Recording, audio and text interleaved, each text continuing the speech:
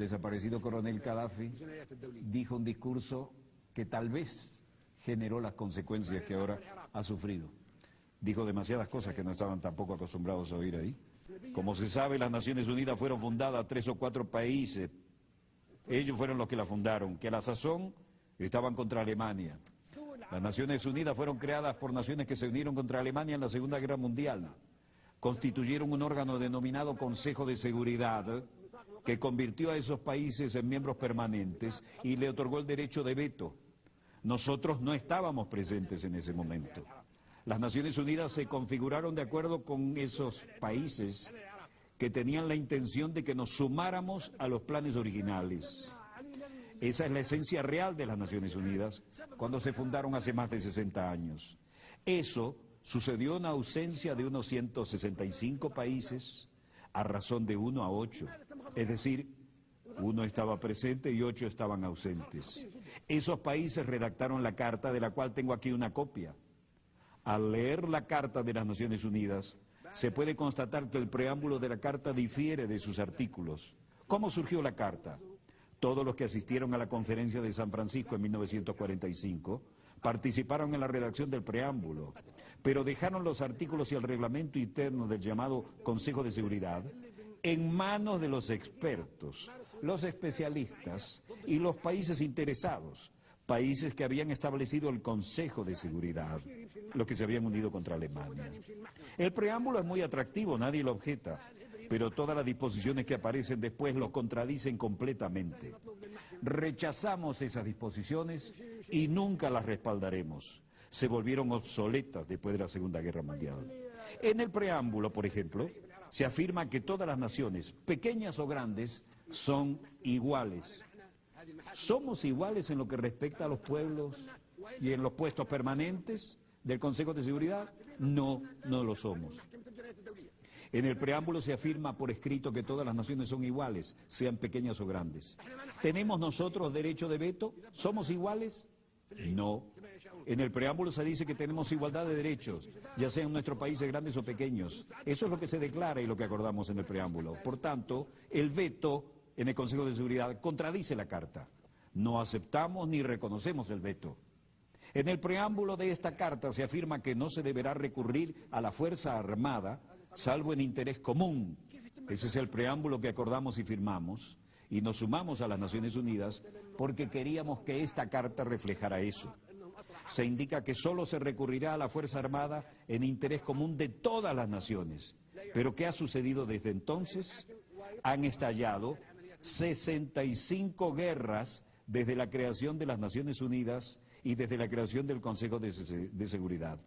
65 guerras desde su creación, con millones y millones de víctimas, más que en la Segunda Guerra Mundial.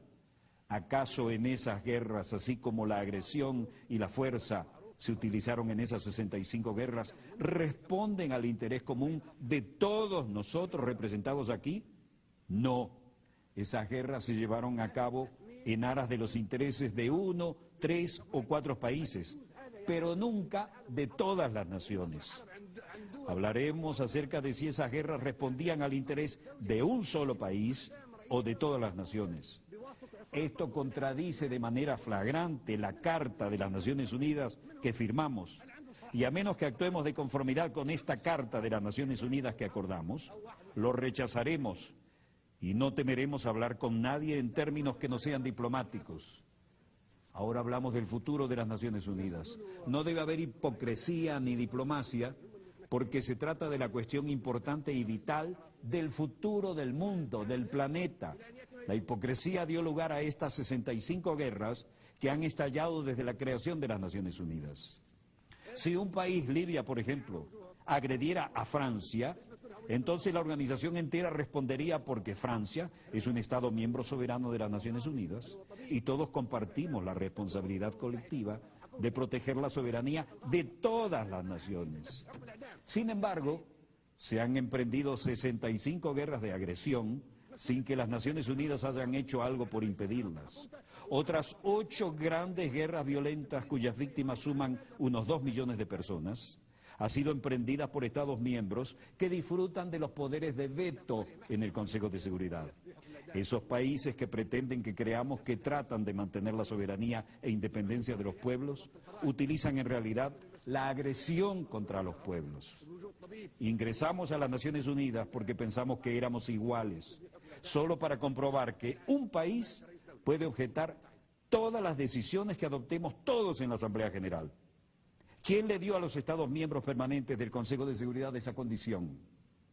4 de ellos se concedieron esa condición ellos mismos. El único país que nosotros en esta Asamblea elegimos con la condición de Estado miembro permanente en el Consejo de Seguridad es China. Ello se hizo democráticamente, pero los demás puestos nos los impusieron de manera no democrática a través de un procedimiento dictatorial llevado a cabo en contra de nuestra voluntad y no debemos aceptarlo. La reforma del Consejo de Seguridad que necesitamos no es la de un aumento del número de miembros, lo que solo empeoraría las cosas para utilizar la expresión común. Sencillamente perpetuaría la proliferación de la superpotencia. Por consiguiente, rechazamos que se aumente el número de puestos permanentes. La solución no es contar con más puestos permanentes, lo que sería muy peligroso. Aumentar las superpotencias aplastaría a los demás pueblos de los países pequeños, vulnerables y del tercer mundo, que se están agrupando en lo que denominamos el grupo de los 100. 100 países pequeños que se unen en un foro que un miembro ha denominado el Foro de los Países Pequeños. Eso es parte de lo que dijo. Y tal vez fue algo que marcó su futuro magnicidio.